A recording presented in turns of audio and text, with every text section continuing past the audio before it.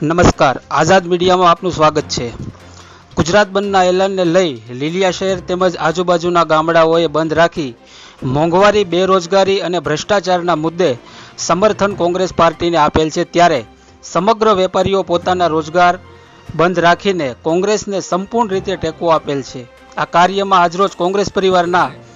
લીલિયા તાલુકા પંચાયતના પ્રમુખ બહાદુરભાઈ બેરા, સરપંચ જીવનભાઈ વોરા, અમરેલી જિલ્લા કોંગ્રેસના મહામંત્રી નીતિનભાઈ ત્રિવેદી, લીલિયા તાલુકા કોંગ્રેસ પ્રમુખ ખોડાભાઈ માળવિયા, ઉપસરપંચ વિજયભાઈ શેખલિયા, તાલુકા પંચાયતના ચેરમેન વિજયભાઈ કોગથિયા, પૂર્વ ન્યાય સમિતિના ચેરમેન જીવરાજભાઈ પરમાર, કોંગ્રેસ અગ્રણી દકુભાઈ બુટાણી, શબીરભાઈ દલ, રૂપાભાઈ ભરવાડ, હરિબાપા કડિયા,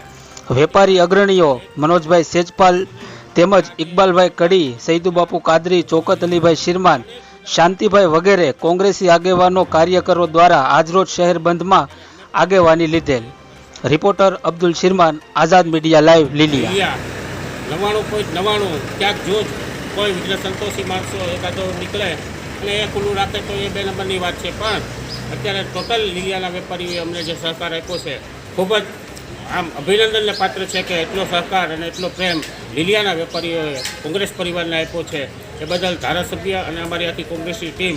આ વેપારી ભાઈઓને ખૂબ ખૂબ અભિનંદન, અને જે પણ આ બાબત લડવું પડશે તે કોંગ્રેસ પક્ષ આપની સાથે ને હંમેશા લોકોની વચ્ચે રહી અને કામ કરશે।